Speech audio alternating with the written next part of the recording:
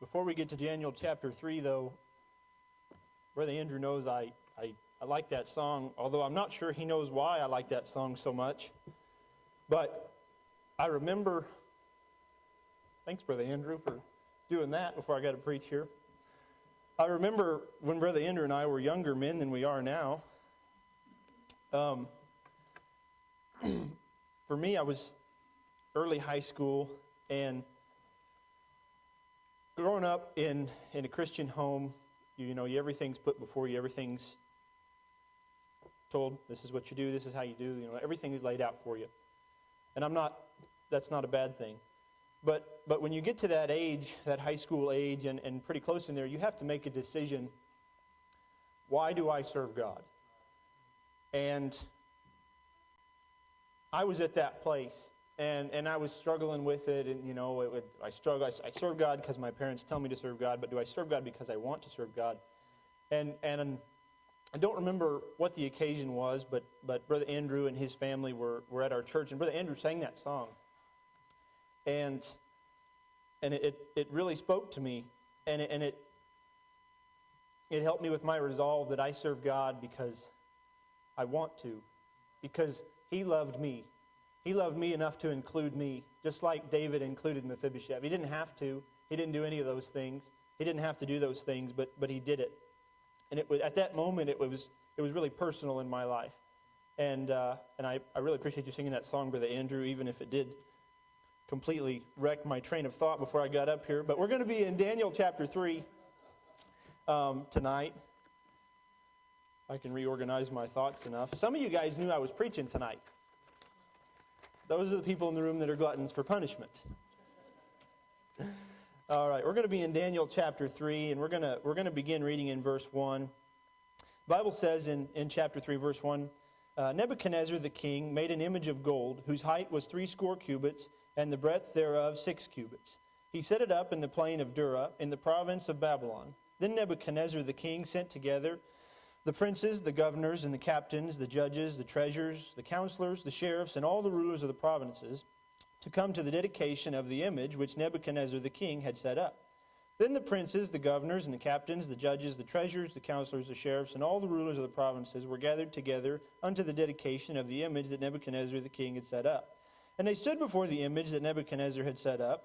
Then an herald cried aloud, To you it is commanded, O people, nations, and languages, that at what time ye hear the sound of the cornet, flute, harp, sackbut, psaltery, dulcimer, and all kinds of music, ye fall down and worship the golden image that Nebuchadnezzar the king hath set up. And whoso falleth not down and worshipeth shall the same hour be cast into the midst of a burning fiery furnace. Therefore at that time, when all the people heard the sound of the cornet, flute, harp, sackbut, psaltery, and all kinds of music, all the people, the nations, and the languages fell down and worshipped the golden image that Nebuchadnezzar the king hath set up. Wherefore at that time certain Chaldeans came near and accused the Jews. Let's pray. God, I thank you for this evening, and I thank you for this opportunity to bring your word before your people. God, I pray that you would separate me completely, and that you would hide me. And God, I pray that you would speak only through me and only use me as a mouthpiece. And God, I pray that you would bless your word in Jesus' name. Amen. Now, it's a very familiar story I would wager everyone in this room has heard this account before. We know that Nebuchadnezzar was somewhat self-absorbed, and he had created this image. Now, the Bible doesn't tell us exactly what this image is. However, it was some form of an idol. It was made out of gold, and it was huge for the time. If you think about the way that they had historically the buildings and the way they erected structures back then, this would have been a feat to build a structure. Even in today's standards, to build a statue that was that tall with that width is still quite a feat. The Bible doesn't tell us much about the architecture of it other than its height and its breadth. Somewhere around 90 feet tall and 9 feet wide, give or take on that. But nonetheless, to quantify that, a lot of the buildings downtown here in Springfield around the square, a few of them are near that height, if that gives you an idea. But they're several hundred feet around, and they're several hundred feet wide.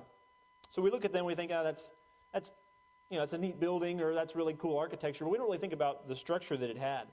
But this would have been a feat to erect this and to create it. It would not have been easy. No doubt he would have had some some really smart people working on building this structure, this image. And so, like in today's world, whenever you have a structure or something monumental happen, you have a dedication or you have some sort of a ceremony. I worked for MoDOT for several years, and anytime they complete something or they finish something or they build a new bridge, you're going to hear about it. Or they're going to put the sticker on the sign that says, completed as promised. And I've always thought that was odd, like, isn't that why people pay taxes? Don't they expect you to complete things? But my opinion was never voiced. But nonetheless, they would have ribbon cuttings and ceremonies, and the governor comes, and people that worked on the project come, and it's a big to-do. And this was no different. They had a lot of people there, and he called for all of his army, all of his people that were there. Anyone that would have had held an office would have been there. Now that was for a few reasons, but mainly it was to show unity or to show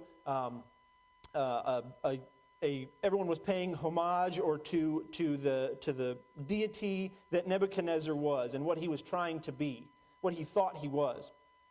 Now we know that at this time the Chaldeans came forth and they accused 3 of the Jews, Shadrach, Meshach, and Abednego, or Hananiah, Azariah, and Mishael. We're going to use their Babylon names for this because that's what it uses in our text tonight. But they know that the Chaldeans come near. Now, something interesting about these Chaldeans is these would have been the astrologers or the people that in the previous verse were nearly cut into pieces and their houses made a dunghill. So these were people that had, I don't want to say aught against Shadrach, Meshach, and Abednego, but there was a little bit of enmity between them.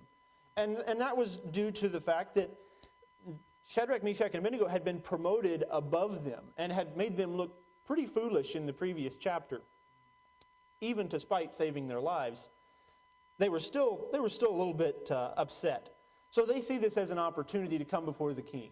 And all of us in here are probably guilty of it, of being a tattletale. When we were in youth, especially if you have siblings. If you had siblings, it's done. You know there was a time when you saw an opportunity and your sibling messed up, and when God had put it on your heart to go before your parents and make it right and just correct an injustice in the world. And nonetheless, that's exactly what they did here. They go before the king. They say, "Oh, king, live forever." They go before him, and they're, you remember that decree you made? Yeah, the one yesterday. Yeah, that one. Yeah, you made this decree, and you said when they heard all the music and everybody's to bow down. Well, Shadrach, Meshach, and Abednego are not bound down. And they go in there and they point a finger at him. Well, they didn't just point this finger in front of just the king. Okay, this wasn't like a private meeting that they had. This gathering here, they were all around the king. They were surrounding the king. So they had audience not only with Nebuchadnezzar, but also with other rulers and counselors that would have been in the same area as Nebuchadnezzar.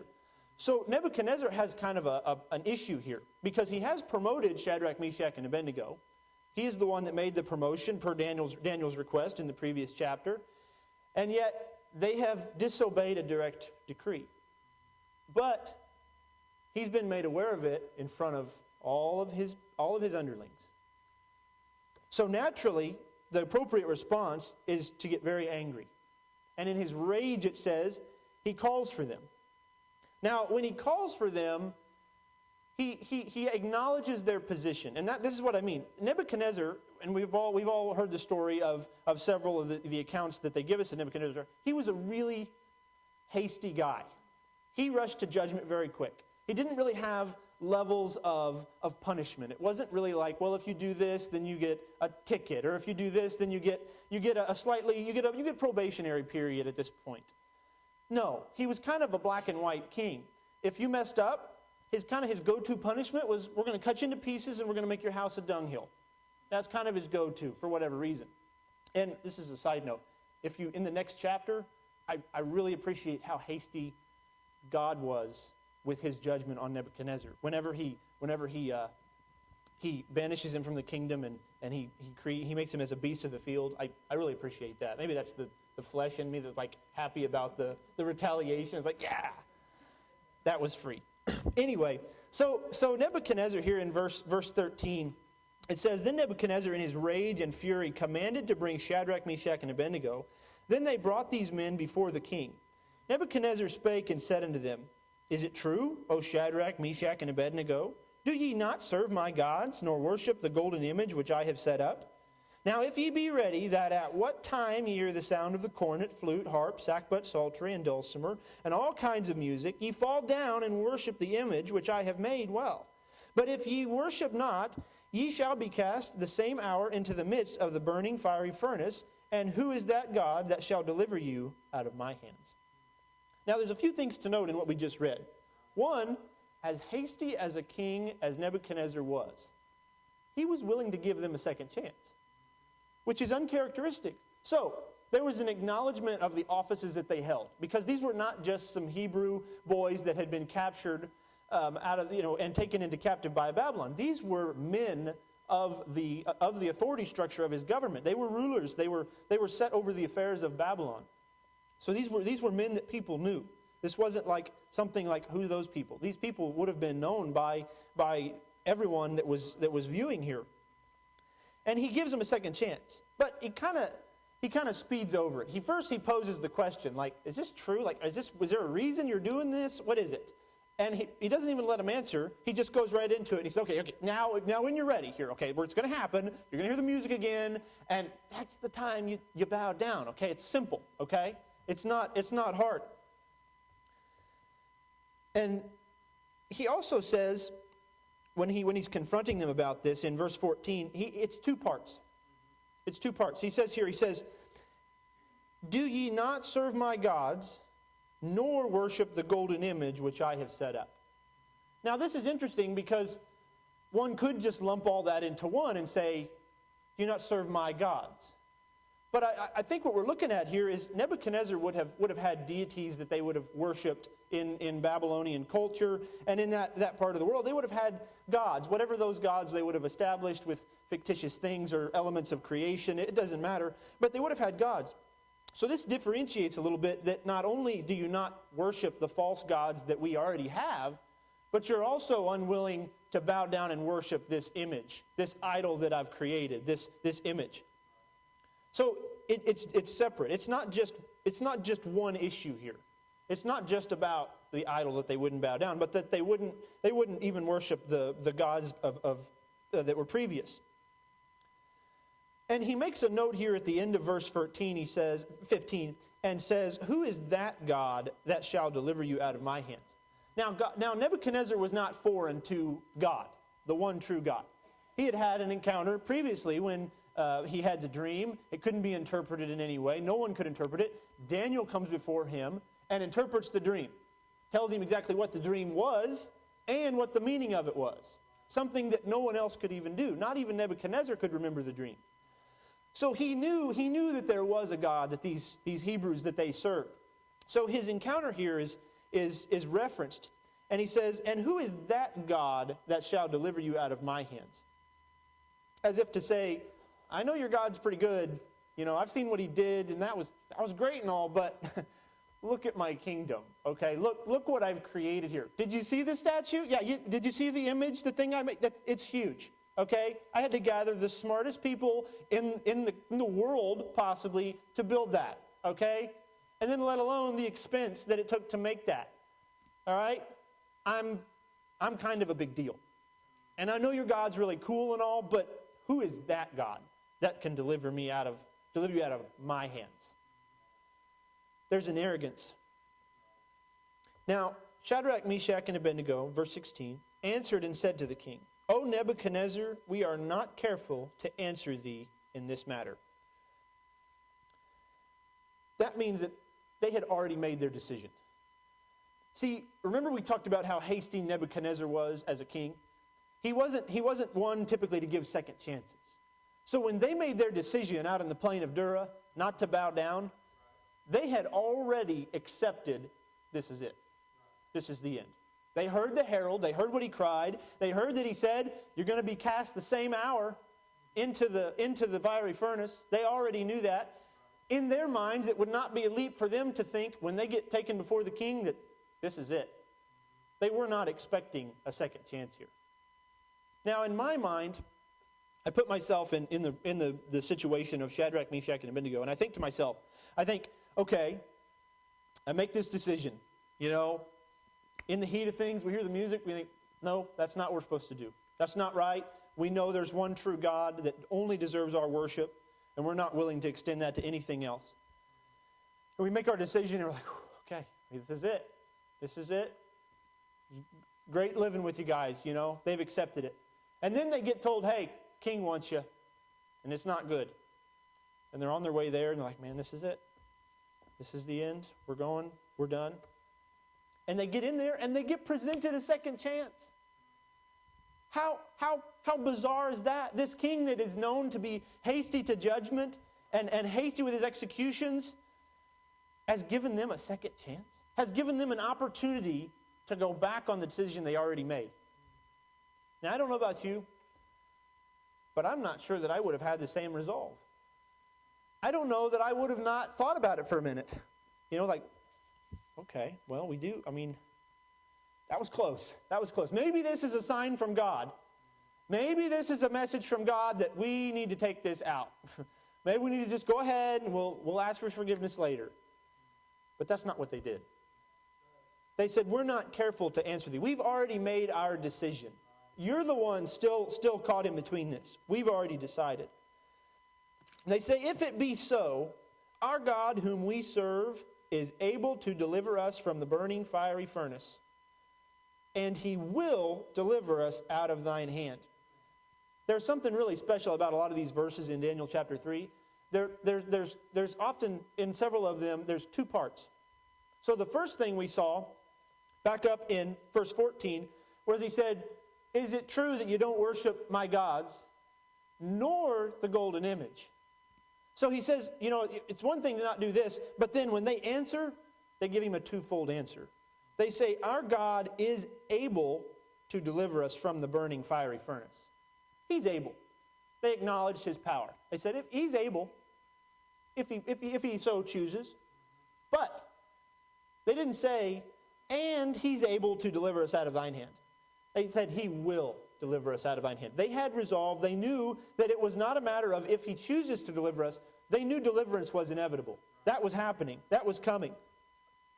Whether that be through the fiery furnace, or whether that be through the Lord working it out in some other way, which we know he did, they answered him twofold. And then they go a step further with it. But if not, now that's not saying, when they say but if not, that's not meaning that if he doesn't deliver them. That's meaning that if he does not deliver them from the fiery furnace. But if not, be it known unto thee, O king, that we will not serve thy gods, nor worship the golden image which thou hast set up. There's that twofold answer again. They were acknowledging, we're not going to worship what was already in place, and we're not going to worship what you're trying to set up now. But just a minute. Remember the setting that we're in, because I think it's really easy when we read these accounts to get a little too focused in on the characters, because there's a lot of audience here that's not mentioned.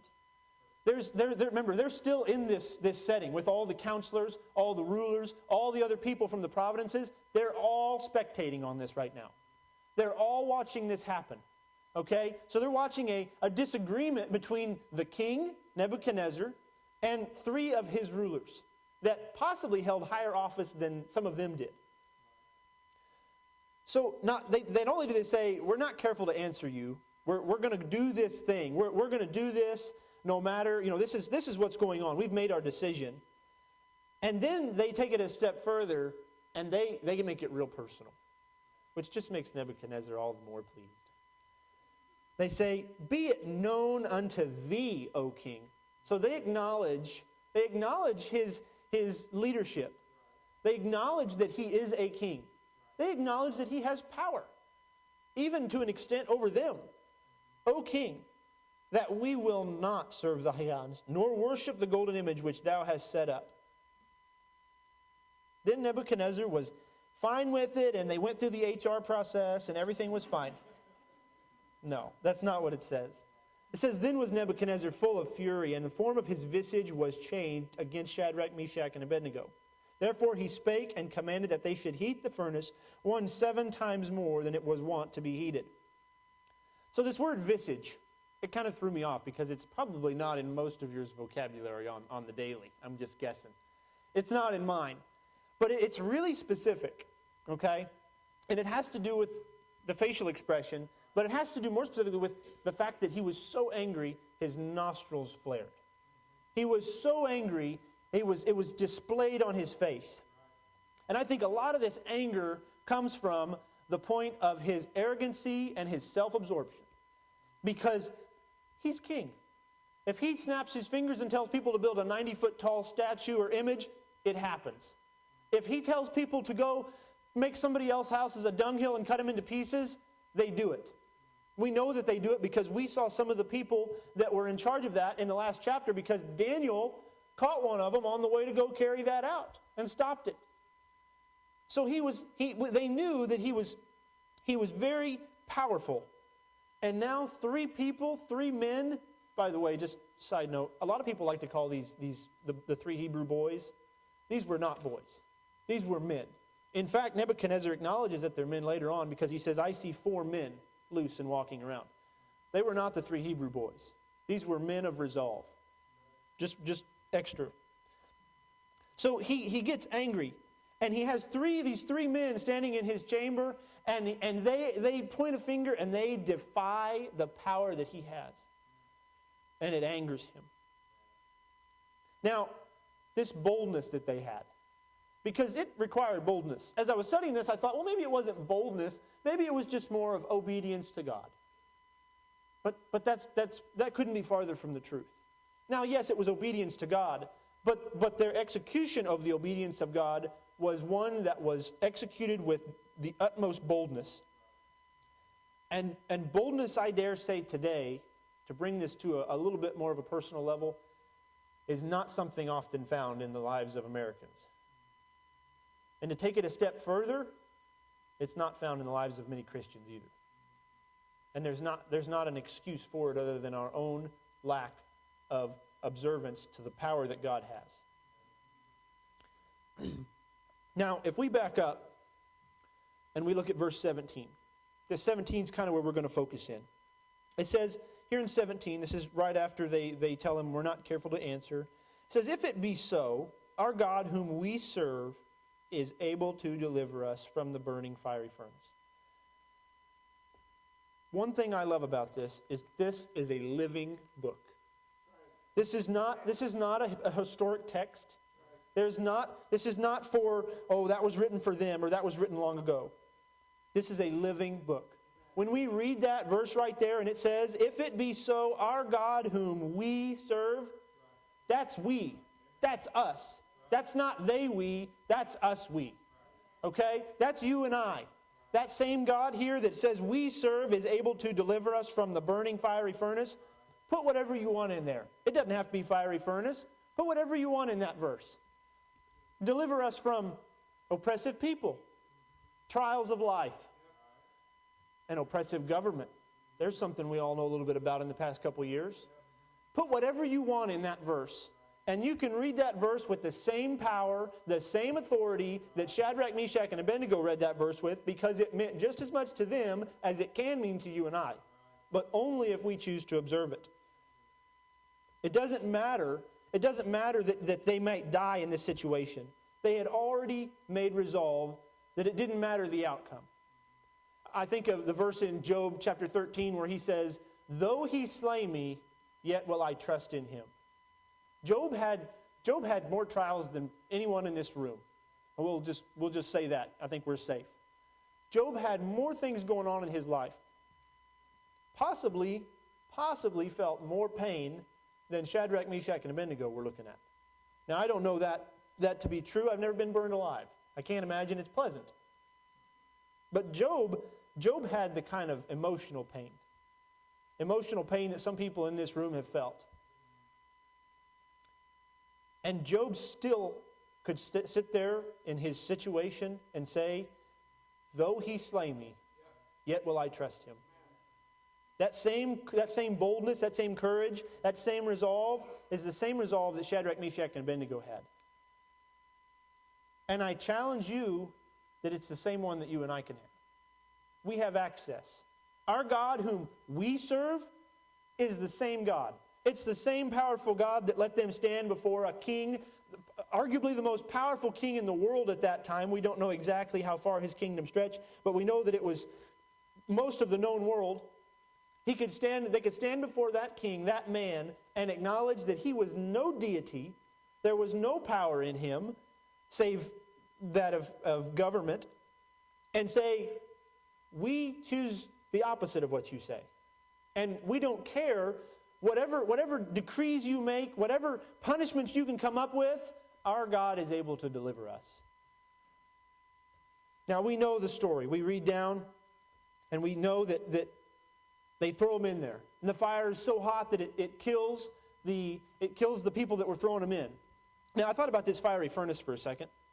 And I thought, why would they have a fiery furnace? And then I thought, okay, well, it's because they've been melting all the gold for the image, right? Makes sense.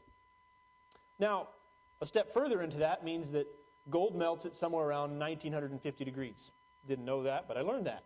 That's where it melts. Now, if you were to heat something 7 times hotter than the melting temperature of gold, you'd be like 13,000 and some odd degrees, which is fairly unrealistic for most elements we have in the world. So I did a step further into looking at this, and you might be wondering, what does this have to do with anything? Hang on. We're getting to that. It was not out of custom for death by fire to be a form of execution in those days. In fact, in some areas, they actually had dedicated furnaces that's what they were designed for. And I thought, well, it's no small leap to think that a king that is hasty to such harsh punishments might have one of those laying around. So I thought to myself, it's not a stretch to think that they would heat a furnace that they burned people in 7 times hotter. So my point to that is this. Shadrach, Meshach, and Abednego probably had a pretty good idea of what that was like. Oftentimes, historically speaking, these executions and these fiery furnace burnings were public. Similar to when people were burned at the stake or hung on the cross. It was a public affair. He would make an example out of them. So they had probably seen this used before. Now, we don't know. It doesn't give us exact details on that. But we can look at history and we can see that this not a stretch for them to have already acknowledged what they were facing when they made that decision not to bow down.